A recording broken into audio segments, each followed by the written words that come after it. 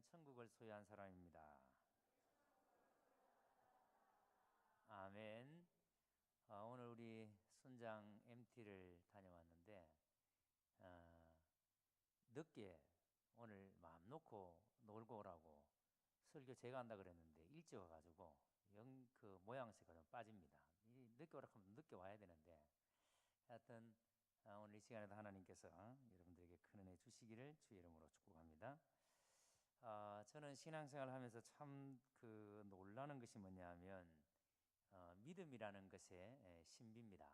왜냐하면 이 히브리서 기자가 믿음에 대해서 이렇게 말합니다. 믿음은 바라는 것들의 실상이다. 보지 못하는 것들의 증거다. 이렇게 말합니다. 이 말은 우리가 믿음을 가졌다면, 우리가 하나님을 믿는 믿음이 있다면 지금 보이지 않는, 우리 눈에 보이지 않지만 지금 우리는 보는 것처럼 사는 사람이고, 우리가 무엇을 바라든지 우리가 믿음이 있다면 그 바라는 것들, 그것이 지금 내 눈앞에 이루어져 있다는 것을 확신하고 사는 사람이, 그게 믿음이 있는 사람이라는 말이죠. 그러니까 여러분, 이 히브리서의 말씀으로 봤을 때에 우리에게 믿음이 있다는 말은 이게 어마어마한 일이에요. 정말 이거는 신비롭고 이걸 어떻게 우리가 이해할 수 있을지 참 놀라운 말씀입니다. 그런데 믿음 생활하면서 항상 깨닫는 것이 뭐냐면 믿음에는 굉장한 모험이 필요하다. 그래서 믿음이라는 것은, 우리의 믿음이 증거되기 위해서는 거기에는 엄청난 모험이 필요하다. 그러니까 리스크가 있는데 그 리스크를 감내하면서도 바라고, 그 리스크를 감내하면서도 그리고 그것이 이루어질 걸로 확신하고 사는 것. 이게 여러분 참 보통이 아니죠. 그래서 지금도 우리가 항상 하나님께서 우리에게 보여주시는 게 이거 같아요. 늘 우리의 삶 가운데 기로의 선택. 그래서 내가 하나님에 대한 믿음이 있는 쪽으로 선택할 수 있고, 하나님에 대해서 믿음이 없는 쪽으로 선택할 수 있고, 우리는 매 순간마다 이러한 선택의 기로에 서 있습니다. 존 파이프 목사님이 쓴 책 중에 이런 책이 있습니다. Risk is right. right라는 게 오른쪽을 의미하는 게 아니고, 옳은, 바른, 도덕적으로 옳다, 도덕적으로 바르다 할 때 이 right라는 단어를 씁니다. 그런데 Risk is right라는 책이 있는데, 이 책에 이 존 파이프 목사님이 여기에 대해서, 이 믿음에 대해서 이렇게 설명을 합니다. 이스라엘 백성들이 이제 광야 생활 가운데서 가데스 바네아에 이달을 때 이제 강만 건너면은 드디어 약속의 땅 가나안에 들어가게 됩니다. 그런데 알다시피 정탐꾼을 보내죠. 그런데 정탐꾼을 보냈는데 2명의 정탐꾼은 그 가나안 땅에 갔다 오고 난 다음에 정말 그 땅은 하나님이 우리에게 주신 약속의 땅이 맞다. 그 땅은 정말 너무나 좋은 땅이고 그 땅에 들어가면 정말 하나님께서 젖과 꿀이 흐르는 땅이 뭔지를 그들이 입을 통해서 이야기를 합니다. 근데 문제는 10명의 정탐꾼이에요. 이 10명의 정탐꾼은 똑같은 상황을 봤는데, 아니다, 그 땅은, 그 땅에 사는 사람들은 거인들이다. 우리가 도저히 상대해서 이길 수 없는 사람들이다. 그래서 그 땅에 그 큰 사람들을 바라보고 기가 죽어서 10명의 정탐꾼이 이제 그런 보고를 합니다. 근데 문제는 이스라엘 백성들이 누구의 말을 듣는가 하면은 이 요수아와 갈렙의 말을 듣는 것이 아니라 10명의 정탐꾼의 말을 듣는다는 거예요. 자, 그러니까 여러분, 지금 하나님께서 약속의 땅이라는, 가나안이라는 어마어마한 젖과 꿀이 흐르는 그 약속의 땅을 하나님께서 보여주셨는데, 이제 그 땅에 들어가서 너희가 취하면 된다. 그래서 요수아 갈렙은 맞다, 가서 우리는 하나님이 차려놓으신 밥상 먹으면 된다, 이렇게 말하는데 10명의 정탐꾼은 아니다, 우리는 저들에 비하면 메뚜기에 불과하다, 우리는 들어가면 저들에게 다 죽을 것이다. 그래서 모든 이스라엘 백성들은 이 10명의 정탐꾼이 하는 얘기에 주눅이 들었습니다. 기가 죽었습니다. 그러면서 모세를 원망합니다. 왜 우리를 여기까지 와서 죽게 하느냐고. 그러면서 다시 애굽으로 돌아가자, 온갖 불만이 거기서 다 나옵니다. 하나님은 그것으로 말미암아 이스라엘 백성들을 광야에서 그 1세대들이 다 죽게 만듭니다. 요수아 갈렙 외에는 아무도 그 약속의 땅에 들어가게 하지 않습니다. 자, 여러분 보십시오. 분명히 하나님께서 주신 땅이에요. 보여주신 땅이에요. 들어가서 취하면 되는 땅이에요. 그 리스크가 있습니다. 크고 자기들보다 훨씬 더 큰 사람, 훨씬 더 전쟁에 능숙한 사람, 도무지 자기 힘으로 그 적들을 이길 수 없는 그 리스크가 그 가나안 땅에 존재합니다. 그런데도 불구하고 하나님께서는 그 땅을 취하래요. 그 땅에 들어가래요. 하나님의 말씀은 들어가라는 건데 눈에 보이는 현실은 리스크가 너무 커 보이는 겁니다. 그런데 이 커 보이는 리스크를 믿음으로 우리가 보는 것, 지금도 마찬가지죠.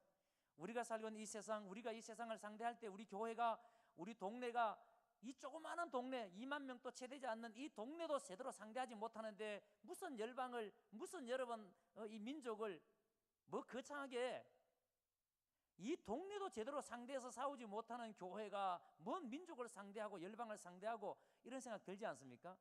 그런데 하나님의 말씀은 너희가 들어가서 취하라는 거예요. 너희는 모든 민족으로 제자를 삼으라는 거예요. 아버지와 아들과 성령의 이름으로 세례를 주라는 거예요. 이게 아버지의 말씀이에요. 그런데 지금 우리 눈에 보이는 것은 리스크가 너무 큰 거예요. 위험 부담이 너무 큰 거예요. 그래서 여러분, 이스라엘 백성들은 하나님의 신실하심에 그들의 삶을 맡기기보다는 자기들의 눈에 보이는 그 두려움, 자기들보다 훨씬 더 큰 사람들, 훨씬 더 강력한 군사력, 그 리스크에 그들은 주눅이 들어서 후퇴하고 만 것입니다. 이것은 여러분, 이스라엘 백성들이 있어서 엄청난 실수죠. 결국 하나님은 그들로 하여금 그들의 삶을 이 광야에서 끝이 나도록 그렇게 했습니다. 자, 그런데 여러분, 수천 년이 지난 지금 하나님의 말씀은 다 기록이 되어져 있고 우리는 이 말씀을 지금도 여전히 살아있는 하나님의 말씀이라고 읽고 있고 듣고 있고 묵상하고 있습니다. 우리는 수천 년 전에 이스라엘 백성들이 가데스 바네아 앞에서 했던 그 일을 세상에 어리석게도 하나님이 약속했는데 왜 못 들어가? 그런 생각을 가지면서 이 말씀을 듣습니다. 이 말씀을 읽습니다. 그런데 여러분의 삶의 현장에 여러분 자신들을 가만히 보십시오. 여러분은 과연 내가 믿음이 있다는 것이 내 삶의 현장에서 리스크를 얼마나 담대하게 믿음으로 그것을 극복하고 있는지, 얼마나 담대하게 믿음으로 내 삶의 현장에서 살아가고 있는지. 지금 여러분, 우리가 사는 이 세상에는 절반의 사람이 하루에 $2 이하로 살아가는 사람입니다. 여러분들이 하루에 $2 이상 선다면은 여러분은 전 세계 절반 이상에 해당하는 사람입니다. 지금 이 세상에 10억 명 이상이 극심한 가난, 극심한 기근에, 기하에 허덕이고 있습니다. 그런데 여러분, 이렇게 세상에 10억 이상의 인구가 극심한 기하에 허덕이는 이 물질적인 필요보다도 이 지구 위에는 영적 필요에 비하면, 이 사람들이 지금 채우지 못한 이 영적 필요에 비하면 여러분, 이 육체적인 필요, 육신적인 필요는 사실은 아무것도 아닙니다. 우리가 잘 알다시피 수십억 명의 사람들은 여전히 지금도 우상 숭배에 빠져 있습니다. 여전히 20억 명 이상의 사람들은 복음을 모르는 채 살아가고 있습니다. 되고만 하더라도 93%의 사람이 복음과는 전혀 상관이 없는 삶을 살고 있습니다. 여러분, 이들은 죽기 전에 복음을 들을 확률이 희박합니다. 그리고 그러한 복음을 듣지 못한 사람들이 대부분, 이 사람들이 사는 지역이 쉽게 다가갈 수 없는 지역, 이것이 여러분 지구를 놓고 보면 템포리 윈도의 14십 안에 이 지역이 대부분이 불교, 이슬람, 힌두교가 밀집된 지역이 이 템포리 윈도 안에, 그리고 미전도 종족의 대부분이 바로 이 지역 안에 살고 있습니다. 바로 이 지역에서 그리스도인들이 핍박을 당하고 감옥에 갇히고 심지어는 죽임을 당하기까지 하는 그런 지역이 바로 여러분 지금 템포리 윈도 14십 안에 포함되어 있습니다. 자, 이렇게 여러분 이 땅에 교회가 직면한 도전이 큼에도 불구하고 이렇게 지금 우리 눈에 보이는 이 세상은 여러분 도저히 우리 힘으로 정복할 수 없는, 가데스 바네아 앞에 있는 이스라엘 백성들이 그 약속의 땅 가나안을 바라볼 때 도저히 자기들의 힘으로 정복할 수 없는 땅이라고 생각하고 물러섰던 것처럼 지금 우리도 이 세상을 바라볼 때 도저히 우리 힘으로는 이 세상을 상대할 수 없다라고. 그래서 여러분, 우리는 하나님이 분명히 우리에게 말씀하셨음에도 불구하고 취하라고, 그래서 주님께서는 모든 족속으로 제자를 삼으라고 말씀하셨음에도 불구하고 우리는 이 위험 부담 때문에, 우리 눈에 보이는 이 위험 부담 때문에 우리는 지금도 여전히 우리끼리, 그저 여러분 우리끼리 재밌고 우리끼리 행복하고 우리끼리 즐거우면, 그래서 우리는 여전히 우리 안에서 우리가 열심히 일한 것 가지고 어떻게 하면 내가 좀 더 엔조이 할까, 내가 어떻게 하면 내가 좀 더 잘 살아볼까, 그 생각에 우리가 지금 몰입되고 있는지 모릅니다. 왜냐하면 우리가 바라보는 세상은 도저히 우리가 상대할 만큼 그 세상이 녹록지 않기 때문에. 그래서 우리의 삶을 세상의 끝까지 하나님의 영광을 위해, 복음을 위해 우리가 사용해야 됨에도 불구하고 우리는 지금 그러지 못하고 있는 이 현실, 이것이 바로 가데스 바네아 앞에 있는 이스라엘의 백성들의 모습과 얼마나 닮아 있습니까? 그래서 여러분, 우리는 이 상황을 어떻게 극복해야 되는가?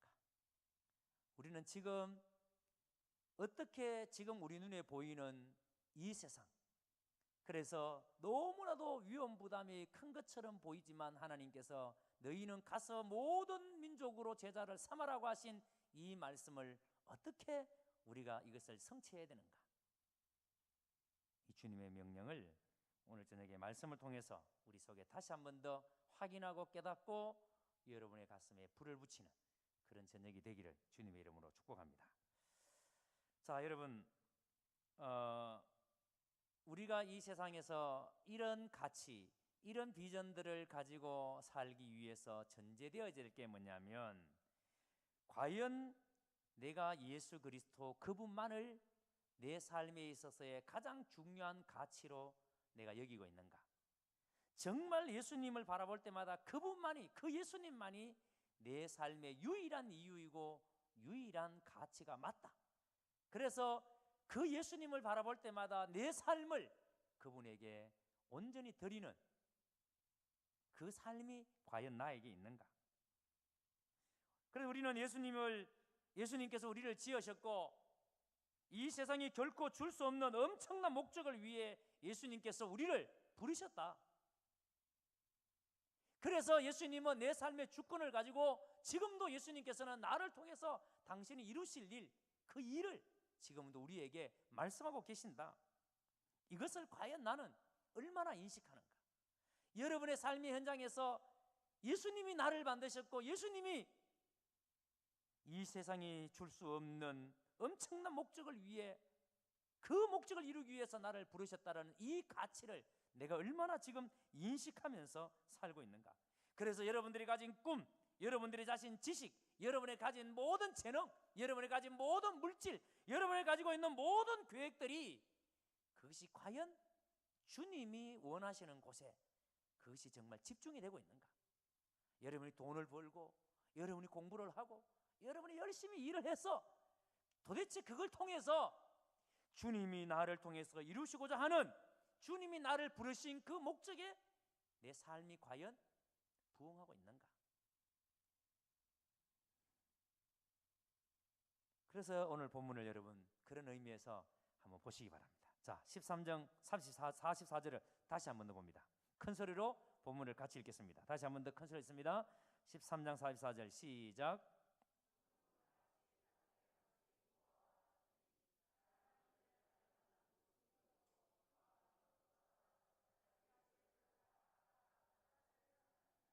자, 잘 보세요. 지금 예수님께서 이 비유를 제자들에게 말씀하실 때에 이 상황을 여러분 머릿속에 한번 그려보시기 바랍니다. 지금 제자들에게 이 비유를 이야기하실 때 예수님이 이 비유를 하시는 목적이 뭘까? 그리고 이 비유에 나오는 그 상황을 지금 한번 머릿속에 한번 그려보십시오. 아마 이 비유에 나오는 이 주인공은 자기가 소유하지 않는 밭의 소작농일 수도 있습니다. 그래서 땅을 빌려서 대토, 땅을 빌려서 농사를 짓고 그리고 땅 주인에게 일정 부분의 수확물을 준다든지 아니면 돈을 준다든지 하는 소작농일 수도 있습니다. 아니면 우연히 밭길을 걸어가다가 자기의 발뿌리에 뭔가에 걸렸는데 파보니까 거기에 엄청난 보물이 발견됐습니다. 그런데 이 보물이 지금 내가 가지고 있는 그 모든 것보다 앞으로 내가 아무리 노력해서 벌을 수 있는, 얻을 수 있는 그 모든 것보다 지금 이 밭 속에 감추어져 있는 이 보화가 더 크다고, 훨씬 더 가치 있다고 그렇게 느껴진다면, 그래서 소작농이든 아니면 우연히 그것이 발견되었던, 여러분 만약에 그 밭 속에 숨겨져 있는 그 보물이 지금 내가 가지고 있는 모든 것보다도, 내가 앞으로 벌 수 있는 그 어떤 것보다도 이 밭 속에 숨겨져 있는 보화가 더 크다면 여러분 어떻게 하시겠습니까? 여러분이 만약에 이 비유에 나오는 주인공이라면 어떻게 하시겠습니까? 잽싸게 주인에게, 밭 주인에게 달려가서 주인님, 주인님, 지금 당신의 밭에서 이런 엄청난 보화가 나왔습니다, 이렇게 말하시겠습니까? 아니면 오늘 이 비유, 예수님께서 하시는 비유처럼 얼른 밭을 원상복귀, 원위치 시켜놓고 그러는 그때부터 집으로 달려가서 자기가 지금 돈을 마련할 수 있는 모든 것들을 시장에 나가서 탑합니다.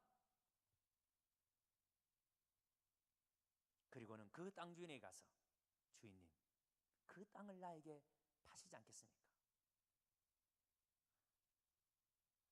여러분 지금 그 밭 속에 숨겨져 있는 보화가 자기가 가지고 있는 모든 소유보다, 앞으로 자기가 벌 수 있는 모든 것보다도 더 가치 있는 것이라면 지금 내가 소유하고 있는 모든 것을 다 팔아서라도 그 밭을 사는 것이 그게 지혜죠. 그런데 여러분, 사람들은 이 사람을 이해하지 못할 겁니다.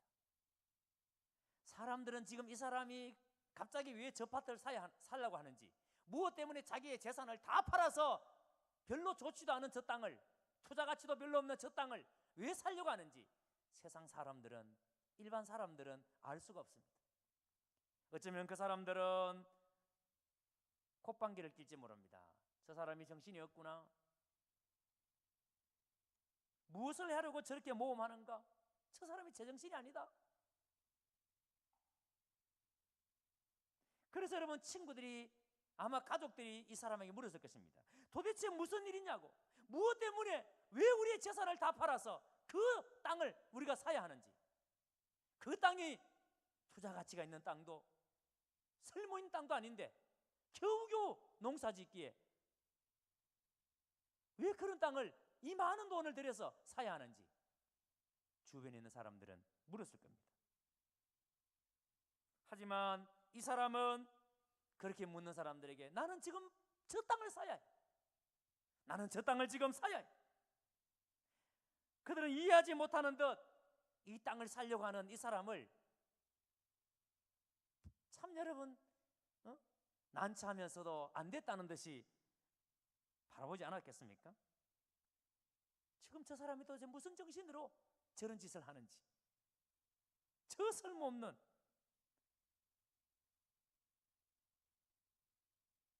여러분 지금 이 비유 속에서 이 부활을 발견한 이 사람의 모습, 그리고 이 사람 주위에 있는 사람들의 모습을 한번 여러분 연상해 보십시오.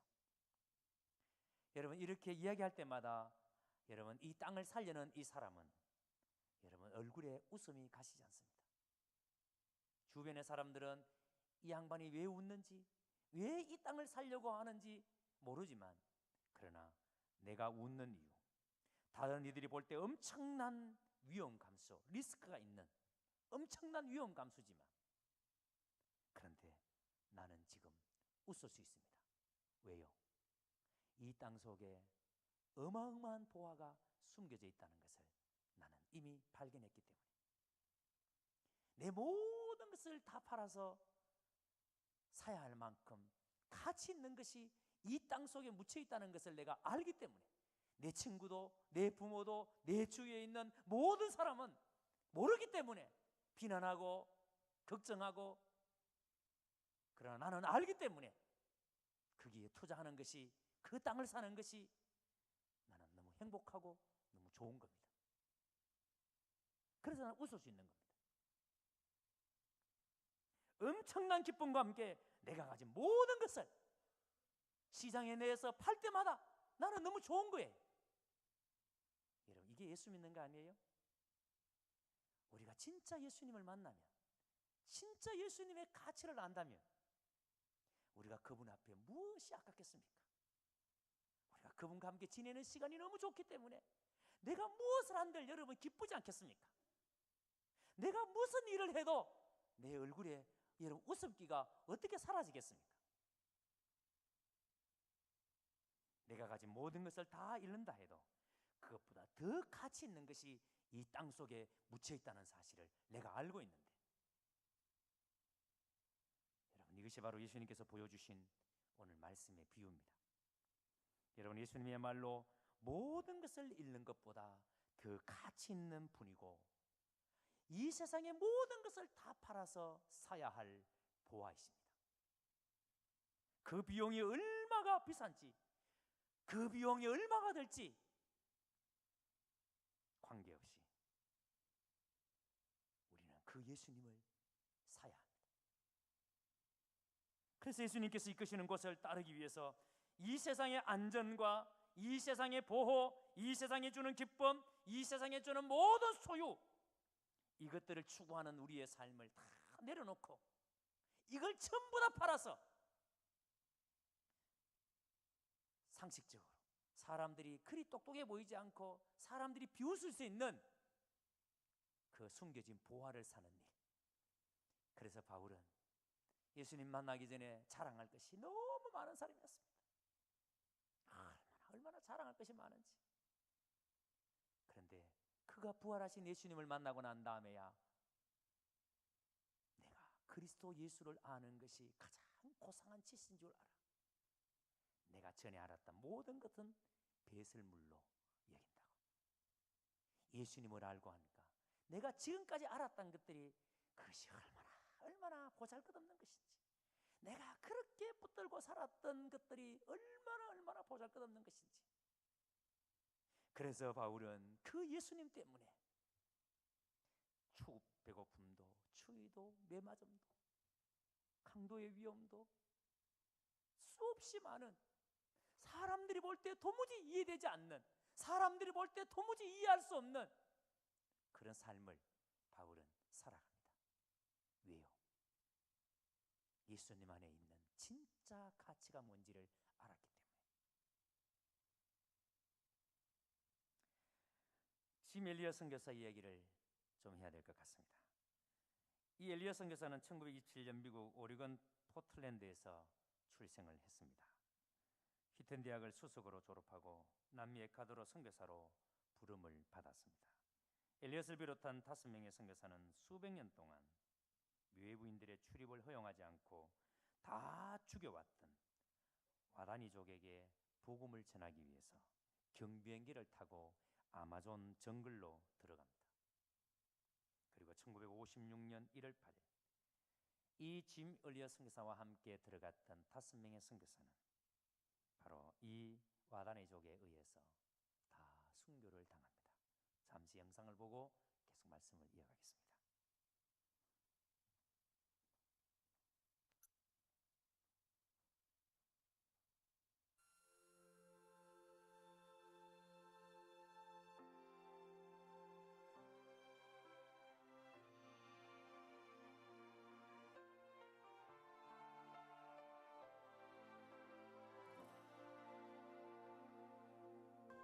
The fierceness of the Waodani tribe was legendary. More than half of all the Waodani died from the spears of other Waodani. And this cycle of revenge spearing had brought them to the brink of extinction. We don't have 2 years, Betty. The Waodani are killing so many people. The government's under pressure. They're going to bring in troops. We have one chance to reach these people. Now, this This is it.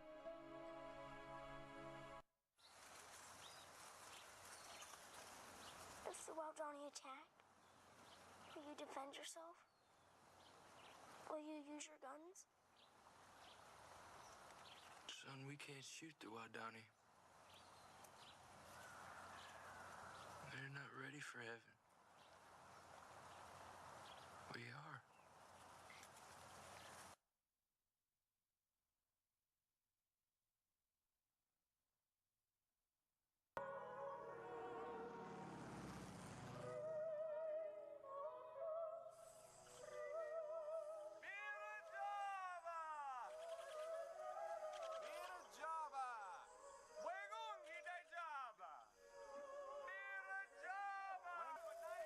All this preaching in the jungle? How long before the monkeys get saved? Yeah, at least if they do, we'll know someone's listening.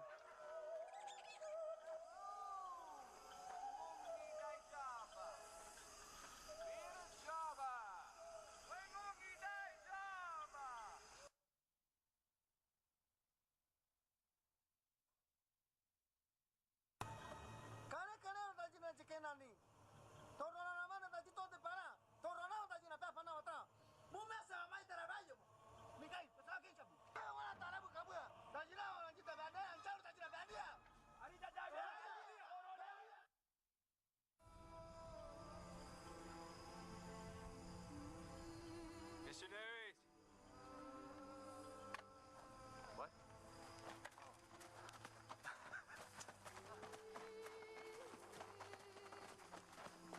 Mira Jabba! Mira Jabba!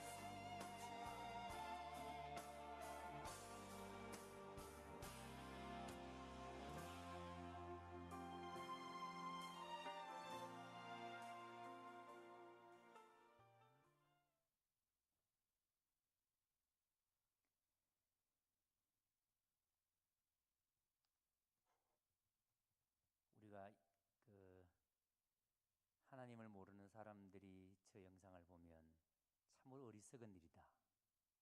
참 가치 없는 일에 목숨을 내어놓는다라고 말할 것입니다. 여러분들은 어떻게 보셨습니까? 지미 엘리엇을 비롯한 5명의 선교사가 정말 가치 없는 일에 자신들의 목숨을 내어놓았을까요? 저들의 순교로 말미암아 와다니족 전부가 복음을 듣고 예수님을 믿게 되고 그 중에 한 명은 목사가 되었습니다.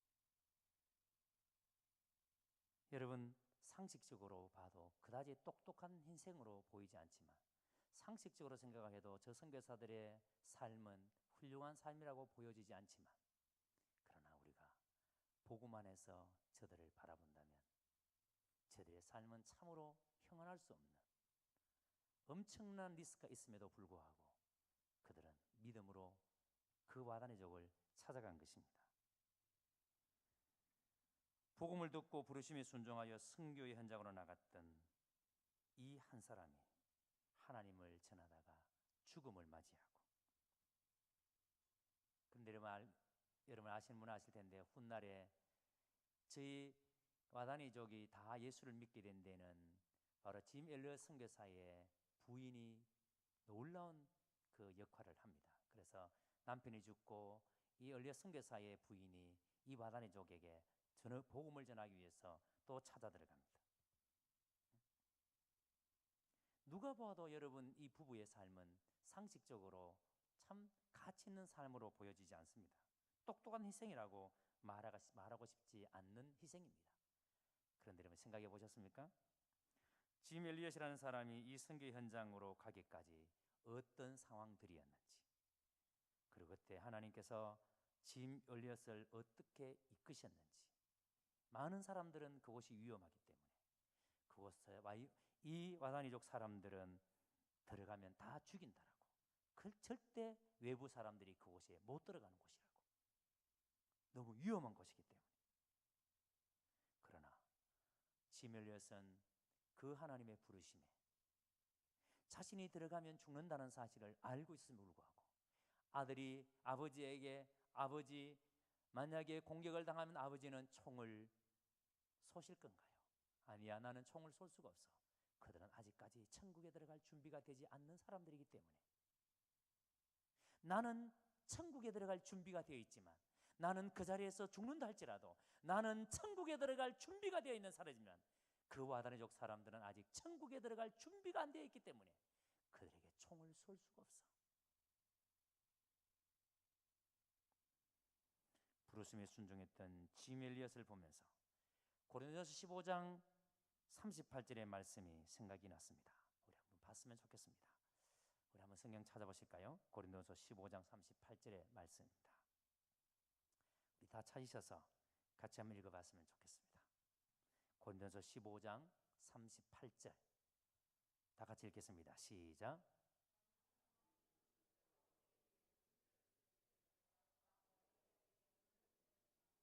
자, 잘 보세요. 하나님은 하나님의 뜻대로 그 씨앗에 몸을 주시고, 형체를 줬다는 말은 몸을 줬다는 말입니다. 그 하나하나의 씨앗에 각기 고유한 몸을 주셨단 말입니다. 모든 씨앗도 하나님께서 그 씨앗 하나하나에 각기 고유한 몸을 주셨습니다. 그리고 그 씨가 땅에 떨어져 썩어지면 그 씨앗 하나하나에 한 생명들이 살아나게 하신 분이 하나님이십니다. 하나님의 선한 일을 하게 하시려고 하나님께서는 당신의 계획을 가지고 하나님께서 하나하나의 씨앗에 하나님은 작품으로 만드셨습니다. 무슨 뜻인지 아시겠습니까? 하나님 우리를 이 땅에 보내실 때 그 씨앗 하나하나에 각각의 몸을 주신 것처럼 오늘 이 자리에 있는 저와 여러분, 우리 각 사람 한 사람 한 사람에게 하나님 이 땅에 보내실 때 그냥 보내신 것이 아니라 우리에게 하나님께서 다 하나님의 뜻을 이루기 위해서, 하나님 당신의 뜻을 드러내기 위해서 하나님 우리에게 일거리, 하나님의 사명을 우리에게 주셨습니다. 여러분, 이게 무슨 의미인지 아십니까? 지금 우리는 미래를 알 수 없고, 그래서 여러분 때로는 두렵고 불안하지만 하나님은 뜻대로 그 씨앗에 몸을 주십니다. 그 하나의 고유한 몸을 주십니다. 그리고 그 씨가 다 발아하게 하시는 것처럼 지금 내가 잘 모르지만 분명히 하나님은 나의 삶을 신실하게 이끄실 것을 기억하라, 이런 말씀이에요. 지금 내가 뭔지 잘 모르지만 하나님은 내 인생 가운데 개입하셔서 내 인생을 하나님이 이끌어 주신다라는 것을 잊지 말라는 말씀입니다. 로마서 15장 13절에 소망의 하나님이 모든 기쁨과 평강을 믿음 안에서 너희에게 충만하게 하사 성령의 능력으로 소망이 넘치게 하시기를 원하노라. 하나님은 소망의 하나님이십니다. 우리가 믿음 안에 있을 때 소망의 하나님은 성령의 능력으로 소망을 넘치게 부어주시는 분이 하나님이십니다. 우리가 믿음 안에 있을 때, 그리고 우리들의 마음 가운데 기쁨과 평강을 충만하게 하시는 분이 하나님이십니다. 그래서 여러분 우리가 반드시 기억해야 할 것은 우리를 불안해하고 불안하게 하고 우리를 절망하게 하고 우리를 고통스럽게 만드는 모든 것은 절대 하나님으로부터 온 것이 아니라는 사실을 우리가 알아야 합니다. 그래서 우리는 매 순간 하나님 안에 거하기로 결정하고 매 순간 주님의 음성에 귀를 기울여야 합니다. 그래서 우리는 그 주님과 깊은 교제를 위해서 나의 모든 것을 팔아서 그 밭을 우리는 사야 합니다. 내 모든 것들을 다 들여서 그 밭을 우리는 내 소유로 만들어야 합니다. 그래서 오늘 본문의 비유를 이해하기 위해서 가장 중요한 키워드가 바로 하나님의 나라, 천국입니다. 예수님은 우리를 다스리는 왕으로 이 땅에 오셨습니다. 그리고 그분은 우리를 지금도 통치하십니다. 바로 예수님이 다스리는 나라를 가리켜서 우리는 천국이라고 합니다. 그래서 여러분, 천국은 하나님이 통치, 주님의 통치가 있는 곳이 천국입니다. 그래서 하나님의 나라가 여기 있다 저기 있다 하지 말라. 하나님의 나라는 너희 가운데 있느니라, 너희 마음에 있느니라. 이 말은 우리가 하나님의 통치를 받는다면 우리의 마음이 천국이고, 우리 교회가 하나님의 통치를 있다면 우리 교회가 천국이고, 여러분의 가정이 하나님의 통치를 받는다면 여러분의 가정이 천국이고, 여러분의 직장이 하나님의 통치를 받는 곳이라면 그곳이 천국이에요. 그것이 여러분 온전한 천국, 완전한 천국은 아니지만 우리는 천국이 어떤 것이구나 라는 것을 하나님의 통치가 있는 그것을 통해서 우리는 어렴풋이 알게 되는 겁니다. 그래서 여러분, 교회 올 때마다 이 교회 안에서 서로 사랑 가운데 여러분 우리가 서로 섬기고 이렇게 하나가 되어질 때에, 아, 이것이 말로 천국이구나, 천국이 이런 것이구나, 하나님의 통치가 있는 것이 이런 것이구나, 여러분 그것을 우리가 알게 되는 겁니다. 그래서 천국은 미래를 위해서 우리에게 예비된 것이기도 하지만 지금 이 땅에서 이미 우리가 경험하고 있는 것이 바로 천국입니다. 여러분, 예수님께서 이 비유를 말씀하신 이유가 뭡니까? 그래, 이 비유를 통해서 예수님으로 말미암은 천국은 마치 보물이나 진주와 같은 것이라는 사실을 여러분 설명하기 위해서입니다.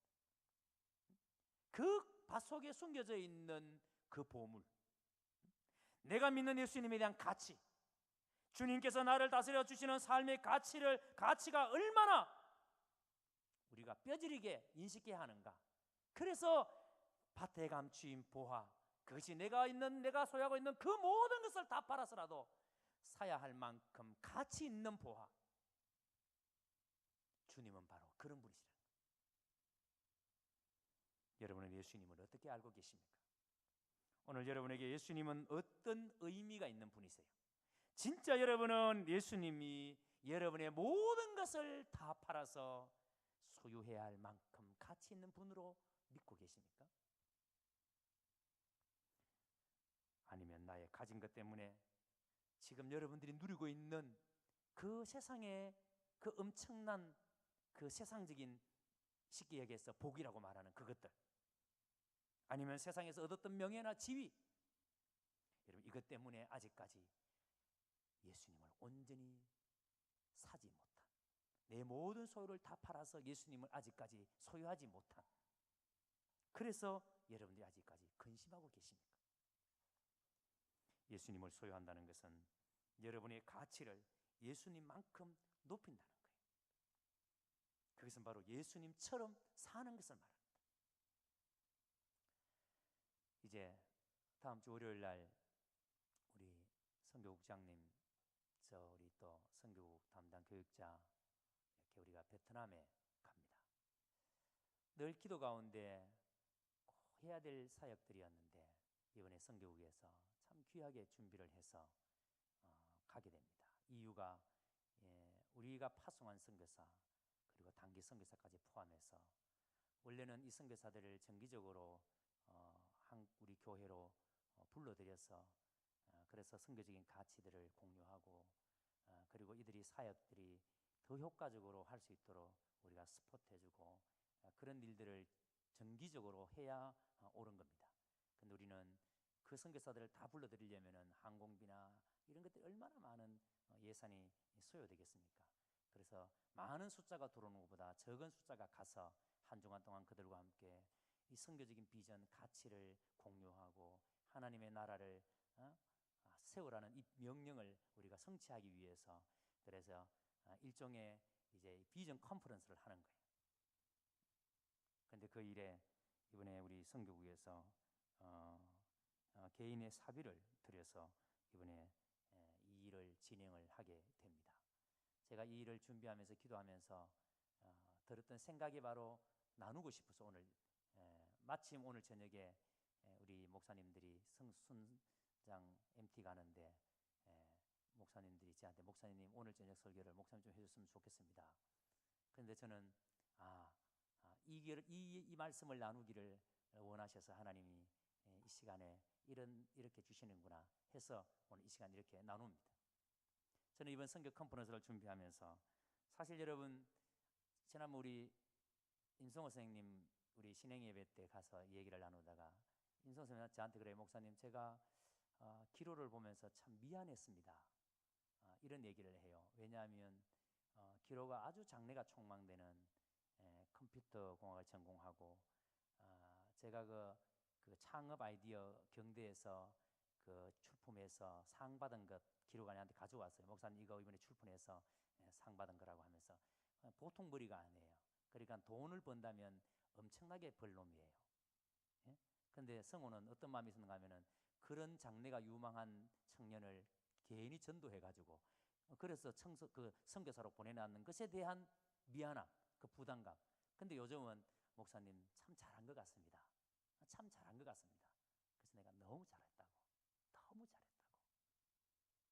만약에 기로가 전도되지 않았다면 정하고 결혼했는지 안 했는지도 몰라요 사실은.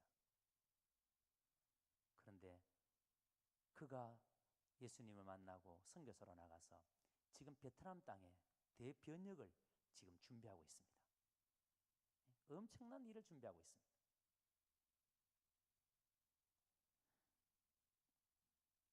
이번에 가면은 이제 구체적으로 하나님께서 왜 우리 교회가 인도 차이나를 품게 하셨는지, 그리고 이 선교사들이 하는 사역들이 최종적인 그림들이 뭔지 참 우리가 제이준, 최기로, 그리고 우리 이사랑 참사랑 선교사, 또 단기 선교사 모든 가정들 다 함께 이 비전들을 우리가 함께 공유하고 함께 나눌 겁니다.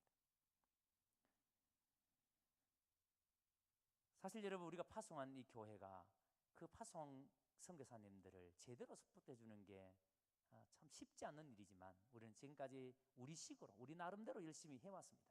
그러나 사실 여러분 우리 교회가 선교 헌금으로 지금 선교사 후원하는 것은 지금 한 달에 우리 선교 헌금이 약 200 몇십만 원 정도 들어옵니까? 그 정도 들어옵니까? 맞아요? 여하튼 그 정확하게 지금 제가 그 말씀을 드릴 수 없습니다만은 그 가지고는 우리가 파송 선교사, 협력 선교사를 지원할 수가 없어요. 지원할 수가 없어요. 그러니까 개인적인 헌신자들 이런 분들이 지금 계시기 때문에 어떻게든지 우리가 이 일을 지금 감당하고 있습니다. 그런데 이번에 파송한 교회가 파송 선교사들과 함께 이 비전들을 공유하기 위해서 여러분들의 마음이 이번에 우리를 통해서 저를 통해서 우리 선교국장을 통해서 그 사역자들에게 좀 전거되었으면 좋겠습니다. 우리 모교회가 얼마나 우리 파송 선교사를 위해서 얼마나 마음을 함께하고 있는지, 파송만 해놓고 아무런 관심이 없이 있는 것이 아니라 얼마나 우리가 마음을 다해서 그들과 함께 마음을 하고 있는지 좀 전거되었으면 좋겠어요.